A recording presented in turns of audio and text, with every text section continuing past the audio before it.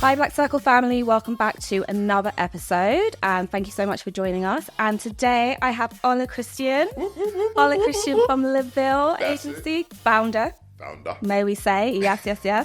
So you're currently the founder of LEVILLE, a media platform for gifted creatives. Yeah. But your CV includes social entrepreneur, casting director, producer and actor. Yes. That's quite a CV. It's quite intense.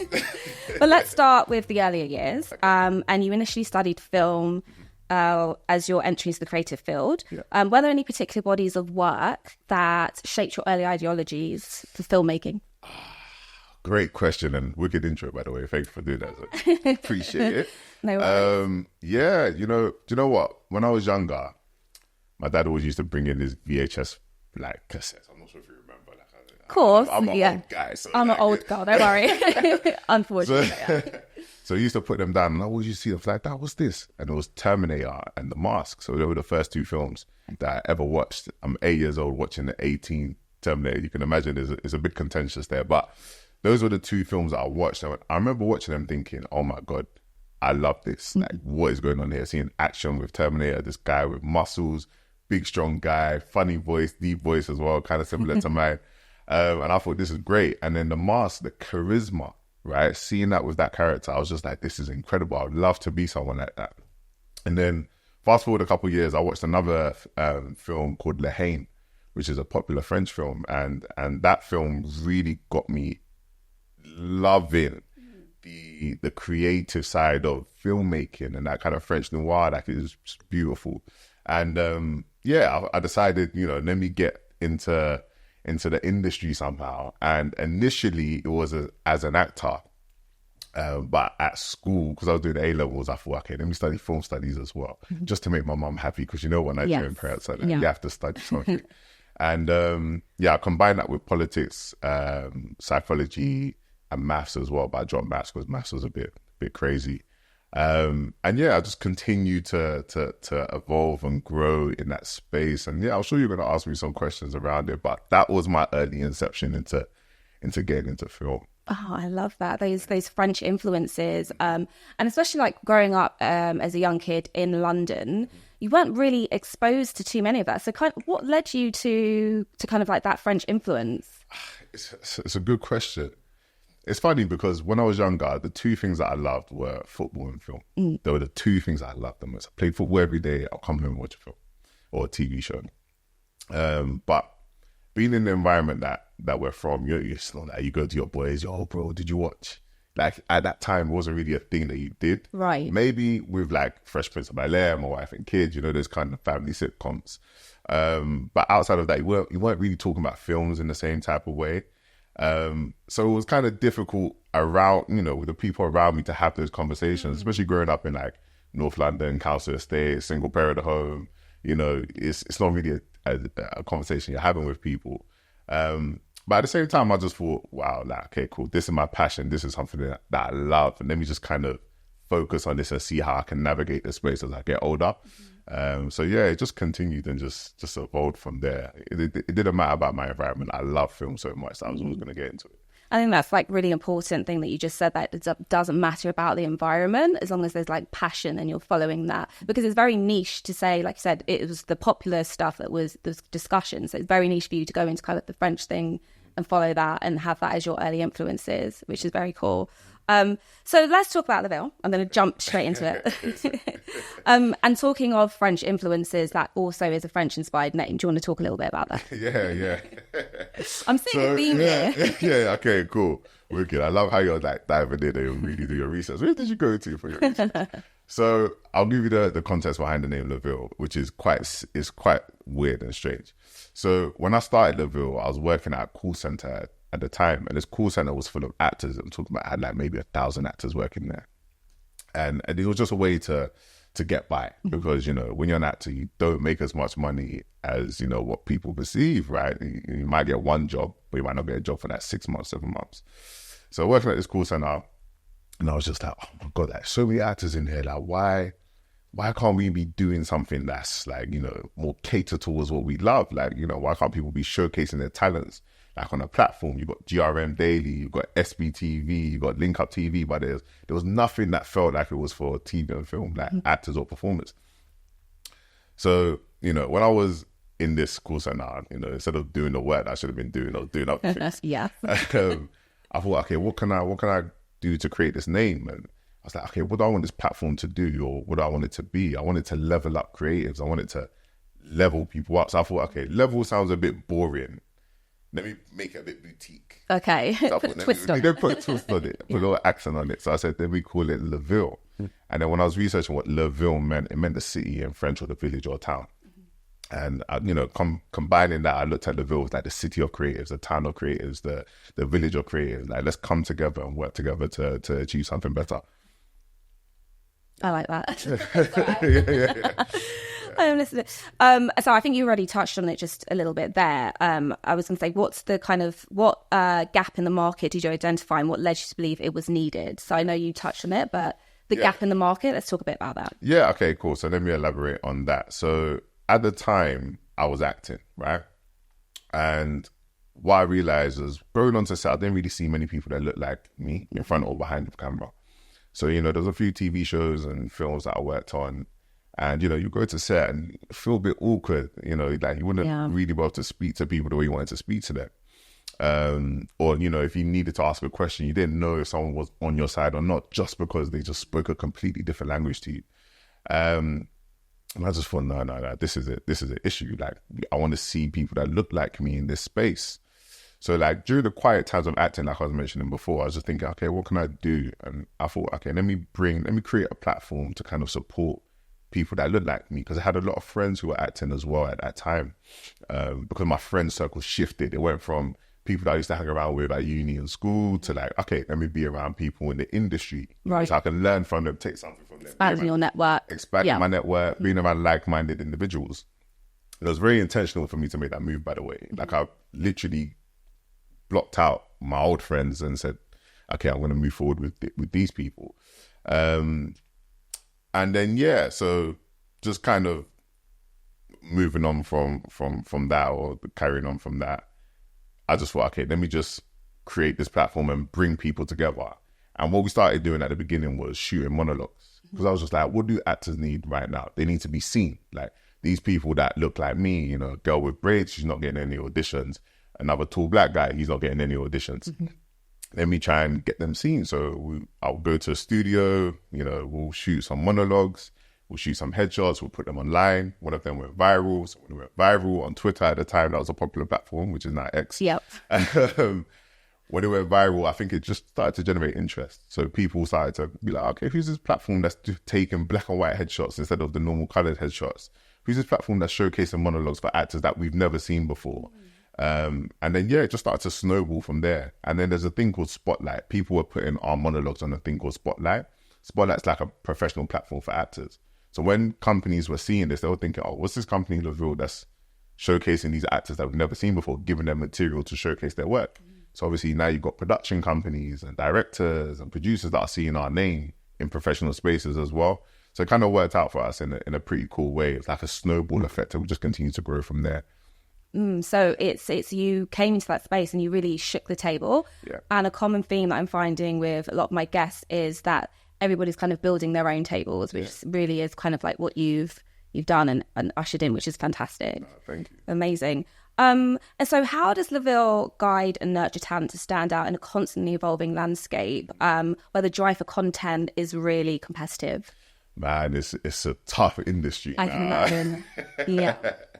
It's a tough industry, but there's so many opportunities for creative people to showcase themselves and their personalities.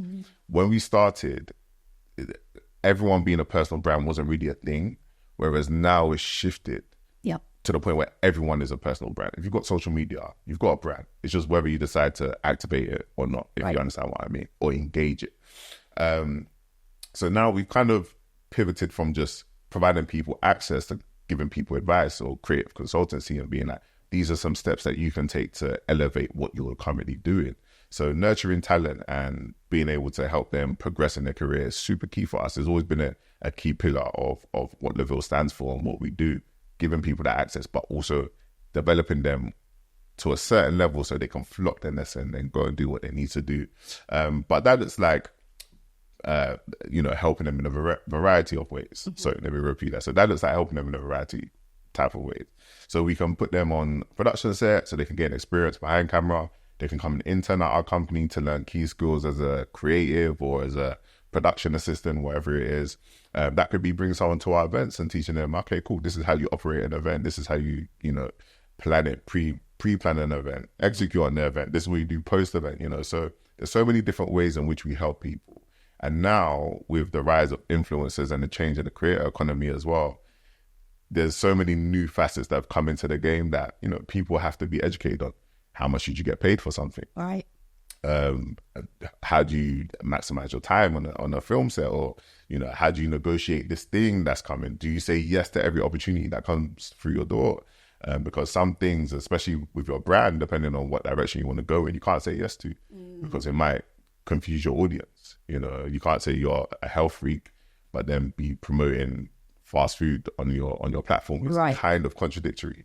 But some people can get away with it. There's no kind of right or wrong way. It's just, do you know what you're doing strategically to kind of elevate your brand in the right direction? Right. So if somebody comes to you, say an influencer, do they have to necessarily have a big platform for you to kind of take them under your wing, or do they need to be established? Like, what's the kind of level? I think every agency has their own prerequisites for talent that they bring on board. But for me, I would say I would prefer if talent had some sort of verified audience. So that doesn't necessarily mean that they have 1 million followers or 500,000 followers or even 100,000 followers.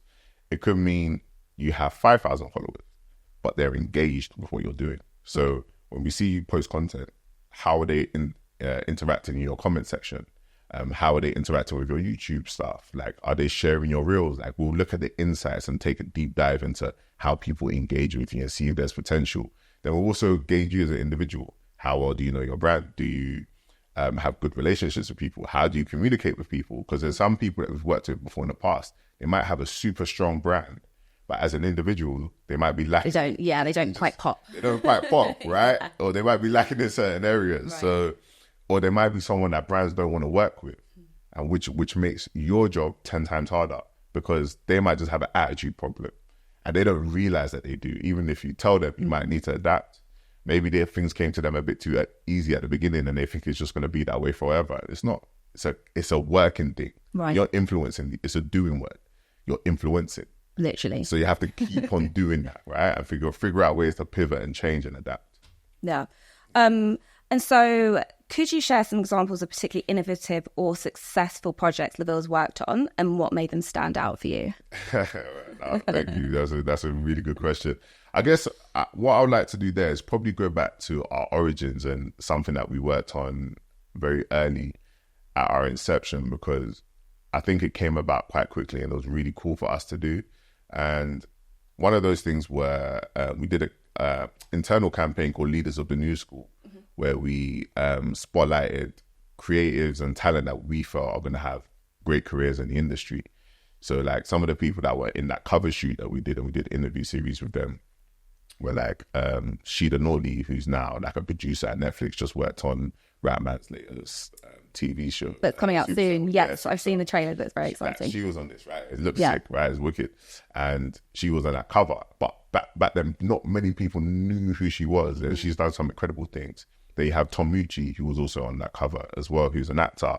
And he's done some really cool things as well. Hamed Aminashon. He's an actor as well. He's just been nominated twice for a BAFTA, just I think last month, which is incredible. Yeah. And just that thing that we did there, kind of spotlighting people early, and then seeing what they're doing now was such a lovely thing to be part of, and being able to have the foresight to be like, okay, we can see potential in these people, and give them a little confidence boost, because as a creative, it's a hard graft. Yes. And if no one's spotlighting you and giving you your flowers, you might feel like, oh, should I continue doing this? Yeah, a bit deterred, right? You get deterred. Yeah. Right? It's a hard journey. People don't understand. When you choose the creative life, it's a hard life that you're choosing, right? It's easier to probably go work a 9 to 5 and know you're going to get money every month. But yeah, so Leaders of the New School campaign was one of the things that we did where I felt, okay, cool, this is, people are going to see us and really respect the work that we're doing, and we're showcasing the work that we're doing as well. And we had a JD and Night campaign that we did quite early on. So initially, I was brought on. It was quite an interesting story to how that project came about. When I was in front of camera doing some acting stuff, there was a lady that I met on set. Me and her got on really well. And that's the value of networking as well, which is super key, right? And then when I started LEVILLE, she was like, oh, I'm looking for people, you know, a bit gritty, a bit London-y. A bit gritty, a bit London-y. That sounds a bit coded. I don't know. Yeah, a bit coded. I was just like, okay. Yeah. I said, there's another way you can say this, but okay. But she's a lovely lady, so I don't want to kind of throw her in. But I guess she's just not, she doesn't know how to say the right things the right way, right? But, you know, it was down to me to educate her and be like, no, this is what you're looking for. These types of people are the ones that you want to reach out to. I can help you on this. And then she's like, oh, wicked, like, can you come on board and help us find talent? I was like, yeah, of course. But this is the first time we've ever been paid for a project, by the way. This is the first thing I've ever done. First ever brief. She gave me the brief and she was like, oh, this is how much money you have to find them. I was just like, what? You're going to pay me this amount of money to find these people? I'm like, what? Are you crazy? Of course. I can send you people. Easy. Give me an hour. I'll send you 100 people. So when that came in, she was like, oh, wicked, thank you so much for doing that. Because I did it so quick as well.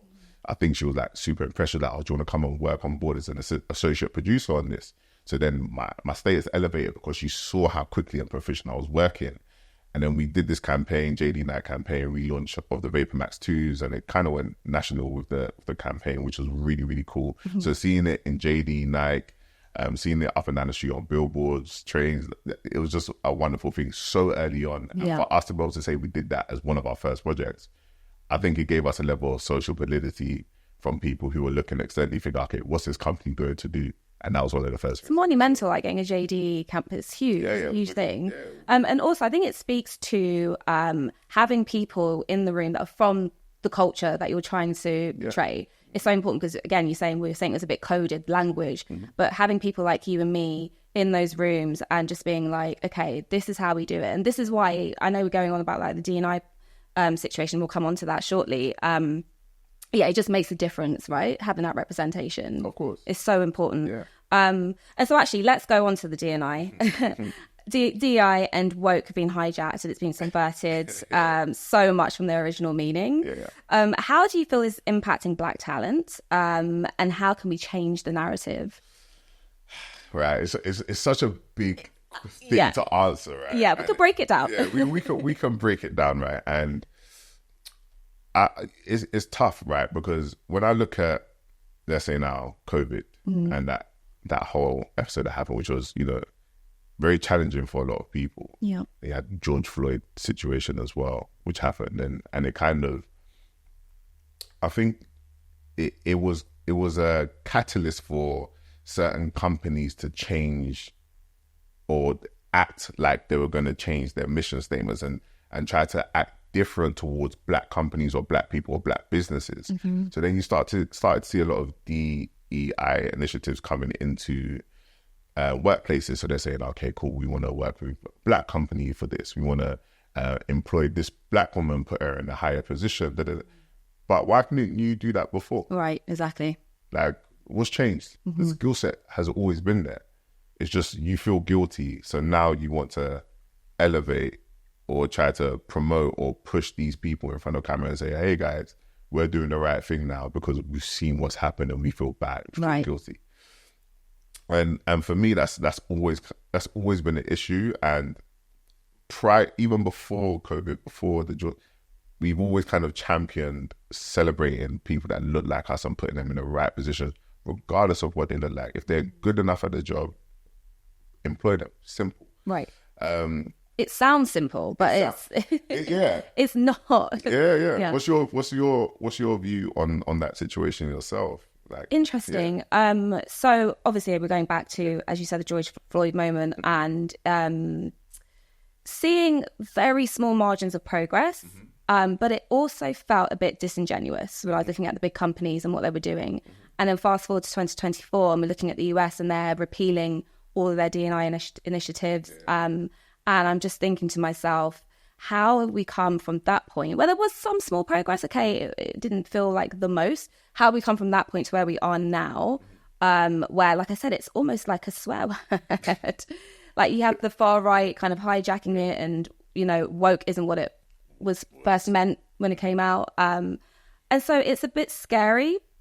But again, as to counter that, I think there are so many of us, like I said, like you and other people who are coming to the forefront and being like, okay, we can occupy this space, we can build these tables. And I'm so big on like building the table. 100%. So yeah, I think it's down to, unfortunately, as it always has been, it's down to us. Yeah. But right, it's a lot, because resources plays a big role in this. Right. And a lot of us are starting from scratch. Right at the bottom. No generational wealth. Right. No like resources that we can just reach out to and just pull. Nowadays you get a few things that can help, but nothing substantial for you to make a massive monumental change. Mm-hmm. So like it's really, really tough.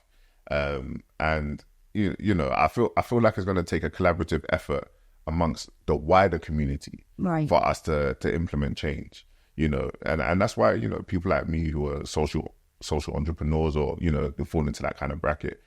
Whatever we do, we always look at how we can make an impact as well. You know, collaboration is key, and I think that's the only way we're going to be able to solve this issue in the long term, because no man is an island. We can't do it by ourselves. And I feel like one thing that happened as well after the George Floyd incident was that there was that kind of wave of like, let's do this. Yeah. You know, black empowerment, black excellence. Black Pound Day and all that. Yeah. All of this stuff. But where has that energy gone, right? A lot of people are just capitalizing off that hype, you know, jumping on that wave. Mm-hmm. But what are you doing consistently? A lot of people that started around that time, they're not here anymore. Right. They, whether their businesses have gone extinct, or, you know, I don't know, maybe they've gone off the face of the earth for whatever reason. It's sad to see that energy hasn't continued to be transmitted. Into what we're doing now. So any company that, you know, that lives with that mantra of supporting people like us, and they're still doing it now and have been consistent over years, I commend you. I tip my hat to you, because it's not easy. It's hard work. But yeah, hopefully in the future we can see a change, and people like myself and yourself can continue to make an impact and support. We have to. I think it's kind of imperative at this stage. I'm kind of jumping around a little bit with my questions. So let's go back to how do you balance the tension between maintaining artistic integrity and meeting the commercial objectives of your clients, especially when creative visions might differ? So tough. Oh my gosh. Talk about it. So tough. It's so tough because, like, as a creative, you've just got stories you want to tell in your own authentic way, right? Yeah. But then a client might come and say, no, we don't want to do it that way. This is the brief, blah, blah. This is the way we want to do it. But then you're like, but you don't really understand the audience that you're trying to reach. Right. You don't really understand that the community that you're trying to tap into. Like, if I was to ask you 10 questions about the community, I can guarantee you wouldn't be able to answer one of them. So it's a challenge, but, you know, because you've got a business, you have your business needs that you have to take care of, which is just me being transparent. Anyone that says that otherwise is just lying. But then you also have your principles that you need to follow. Now, I feel like there has to be a happy medium on both sides. There always has to be a level of compromise, but you have to decide on what you're willing to compromise on. You might be willing to compromise on some of the money to make sure you can execute on some of the creative. You know, like, or if you're going to take more money, you have to relinquish some of the creative. You just have to decide where you want to fall on that spectrum. But it's not an easy thing to do. You know, the bigger you get, the bigger the money, the harder it is to refuse. Yeah. The more challenges you're going to face. So yeah, I think it's an interesting thing, and it's a tough question to answer. And yeah, and there's so many situations I was opening up in my mind now. I was going to say, do you think like you've reached that happy medium now, or do you still feel like you're learning how to balance that? It's hard to answer that question because we're still growing. Right. So we don't know what the next 5 years look like, or the next 2 years look like.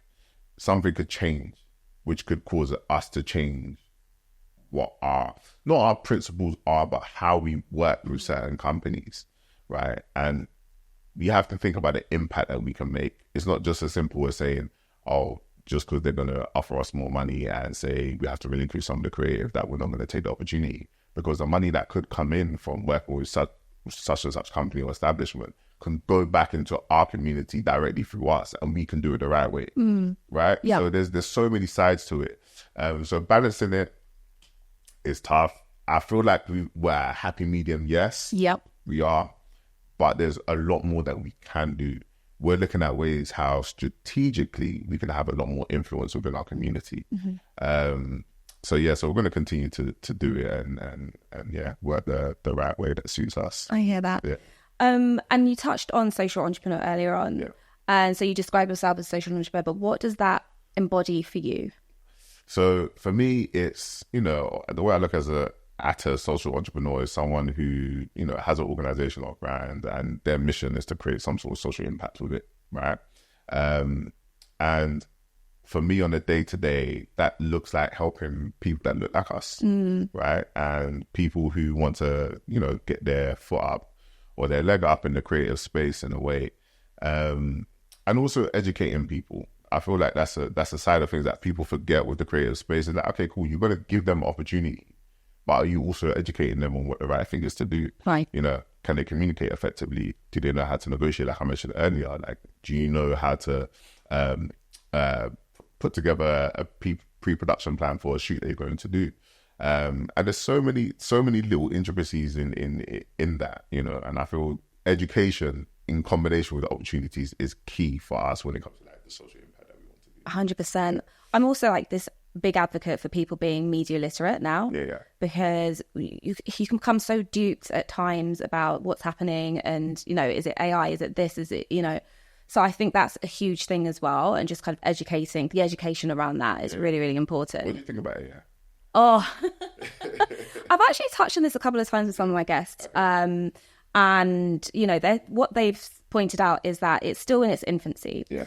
And just like physical colonization, we have to be careful of digital colonization, which is one of the keys that come up. So when people are inputting things into AI, it's not that it's racist, that it's biased because of the people who are programming it. Yeah. This is what I've learned from my guests. And so I think because it's so young, we're at a good point now where we can counter that and avoid that kind of like digital colonization. So that's what's your view on it? I feel it's a tough one, but I do agree with you because we're at the infancy of AI and this kind of new wave of technology, this like Web3 this whole generation of like, crypto, AI. Like, I think all of these things are going to play a role in our daily lives. And I feel like it's important for us to be able to contain it in a way where we still have an element of control. Yep. Because technology can go on to be anything. And it can, I know that might sound like a conspiracy theory. No. Right now, but, it could get to the point where, look at AI. AI can make a decision that a human can make in a split second. Yep. And more time than not, it's quite accurate. It might not be perfect, but it's close to it. And I think we need to be able to control that and nurture that because that can go anywhere. And it eventually you can get to the point where people are saying the wrong things or go in there and getting the wrong pieces of information. Or like you said, it's being programmed by a certain type of individual and it's the brainchild of them.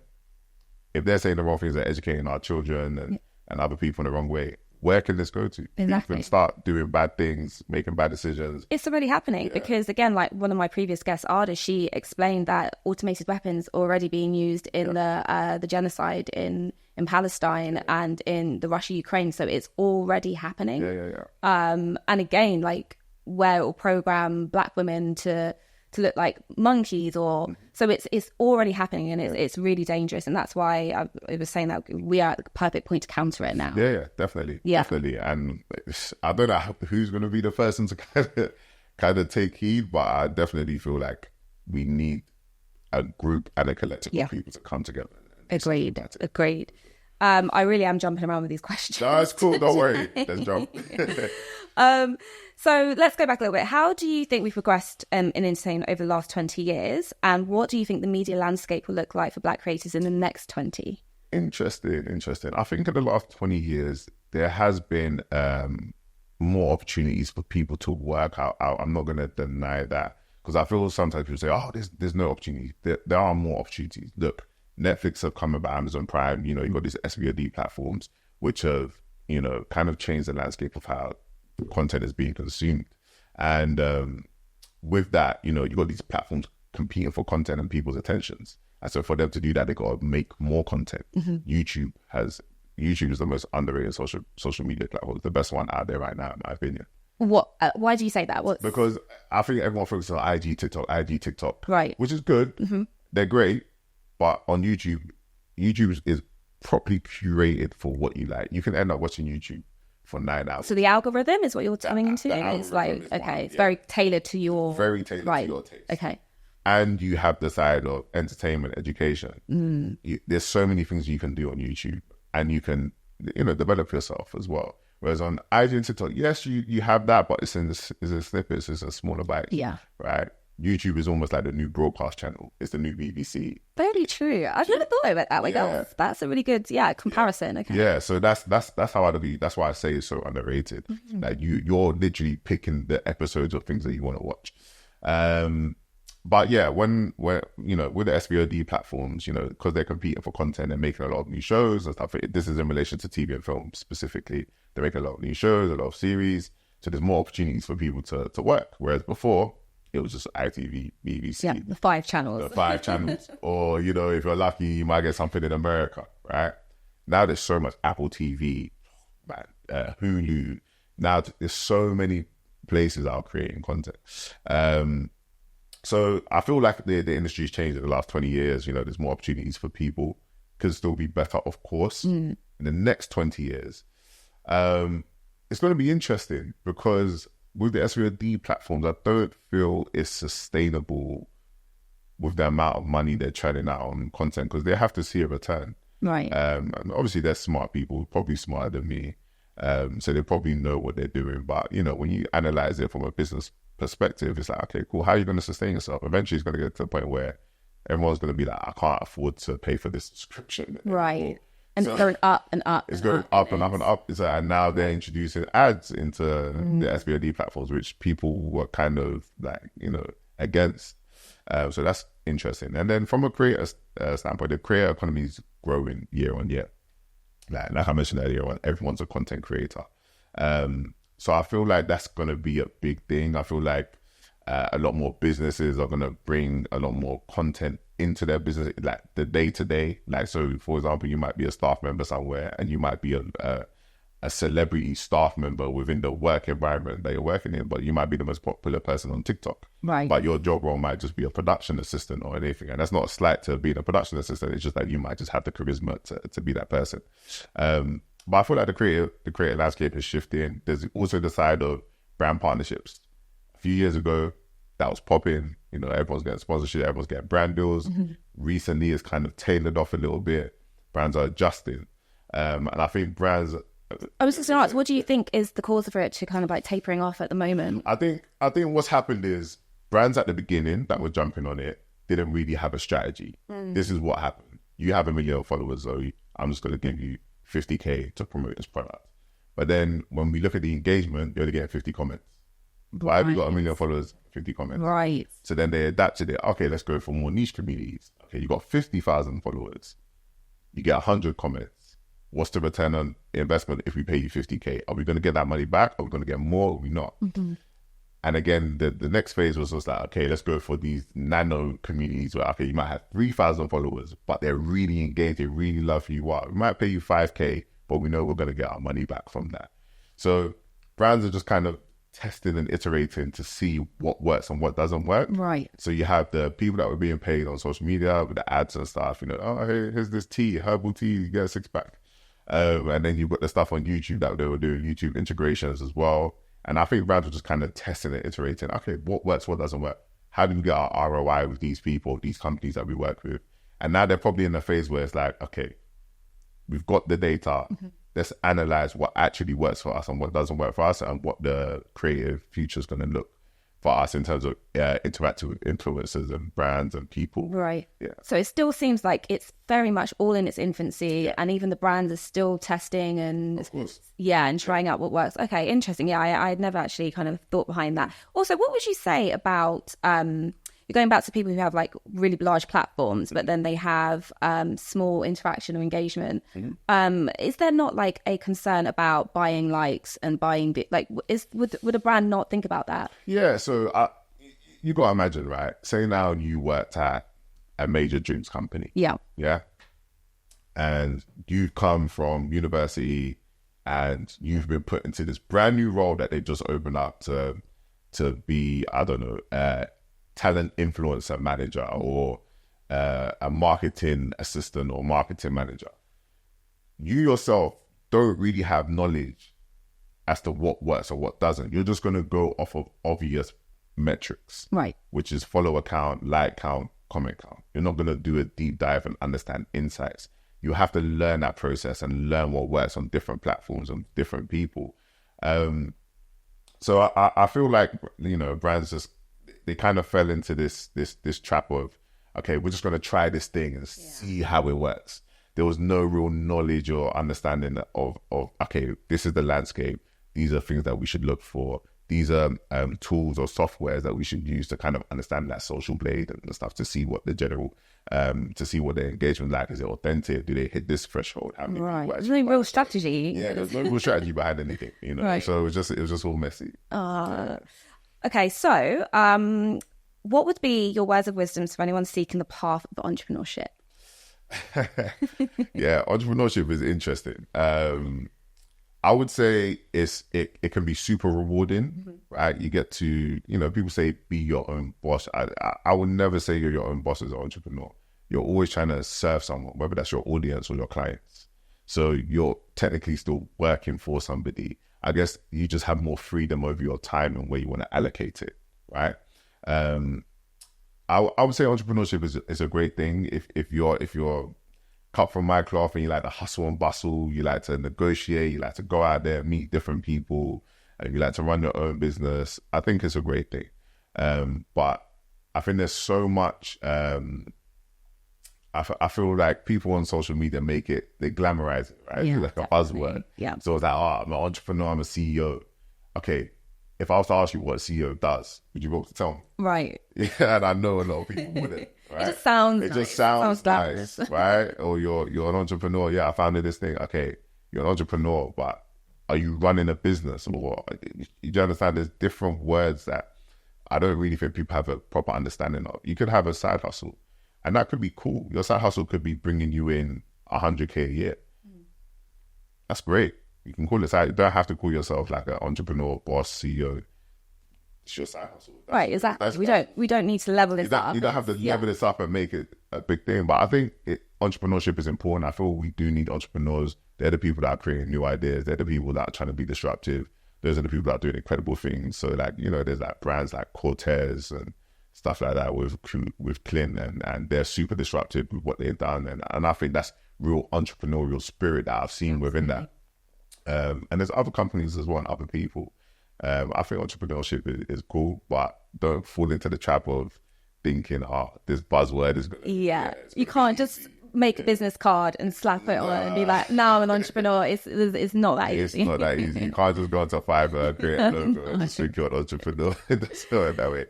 Absolutely not. Yeah. So looking ahead, what are goals and aspirations for the future of the agency?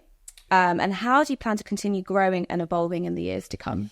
Yeah, I think one thing that you learn about business over time is that the staff that you recruit are key, right? And you have to understand, well, in my opinion, everyone's got their own opinions, right? But you've got two sides usually. You get people that want to run their business like a family, as in like, this is my team. What do you think about that? Oh, we're a family, because that makes my skin crawl a little bit. It's corny. I don't like it. But I used to think that way, if I'm being honest, right? And the reason why I used to think that way is because at the beginning, you already had the people around you that, you know, your friends and your family are going to be the ones that support you. They're your early adopters. But the reality is, when you actually run a business, you need high performance. Right. It's like a sports team. That's a better analogy. Exactly. It's a sports team. You need people in key positions that are excellent at what they do. Because if you have your auntie doing a role or your sister doing a role, she might just be doing it out of the love, but there's no finesse or professionalism or expertise or strategy behind what she's doing. So you might feel like it's helping, but in the long term, it's crippling your business. But when you have the right person in the role, you might have to pay them a bit more money, but the value that you're going to get is 10x. Someone else, like someone in the right business development person in a role can 10x your business, but you might have to pay them a juicy salary. But having your friend in that role, you might think, oh, they're handling all these things for me. I don't have to do it. But they're fumbling. Yeah. Right? And they're crossing boundaries as well, I think. You can't mix the, yeah. Of course. And then there's the other side of it where the invisible PR, which in the creative industry is key. If someone says, oh, such and such person, I wouldn't want to work with them. That person's going to be like, oh, really? Why? I don't really like them. They don't do this. They don't do this. I don't like that person. Then they're going to go and tell the other person. They're going to tell the other person. And before you know it, a group of people don't want to work with you. And you don't even know that yourself. So when the email goes out and they see your name, they're going to be like, yeah, I'm just going to pass on that. And just blacklisted. Yeah. Blacklisted. Yeah. And just focus on the other people. So you want to have the right people in place to be able to scale your business effectively. So recruit like you're building a sports team, not like you're building a family. You don't have to be best friends, but you have to be able to work together and achieve a common goal. And that's what I would say, like in terms of wanting to scale a business. That's the next steps for us. I really, really like that analogy. So we're about to wrap up. But at this stage, I always like to ask my guests about values. So it's just one word, like one for your personal life and a value for your professional life. So do you want to start with your professional life? My professional life, I would say,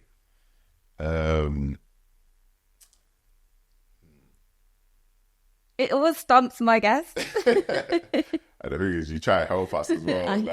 I did such a prompt. I'm not going to say anything, but they try to help us.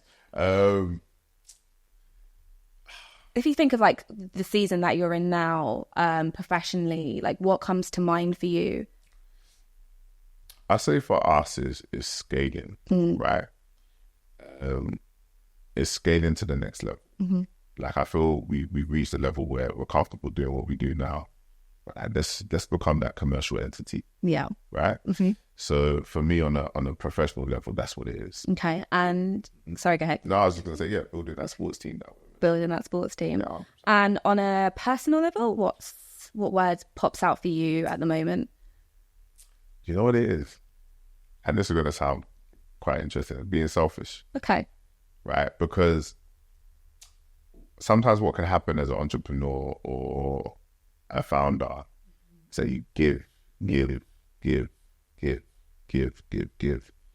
where you forget to look after self. And looking after self could be in so many different ways. Could be physically, just by doing something simple like going to the gym or playing football with your friends, or by going out with your partner or your social circle, whatever it is. Or it could be by taking opportunities yourself and stop giving them to other people. Instead of, because there's that almost like savior complex where, man, let me try to help everybody. When really and truly, you can only help everyone when you help yourself first. Absolutely. Yeah. So help yourself first, get to that level, and then help everyone else. Yeah. Fill your cup up first. Fill your cup up first. Yes. 100%. Literally that. So I was speaking to my friend about it before we came actually about, this year I'm being selfish. I felt a lot of people, so let me be a little bit selfish. I think that's okay. Like selfish or self-love. I think we can frame it that way. We can say self-love, but I'm going to say selfish. Fair enough.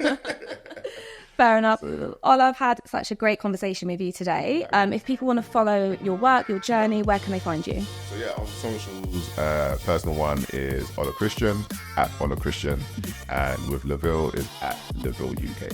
Brilliant, thank you. And guys, thank you for joining us once more. And if you want to follow The Black Circle, on YouTube, it's The Black Circle Podcast, and on Instagram, it's The Black Circle.podcast. Thank you, guys.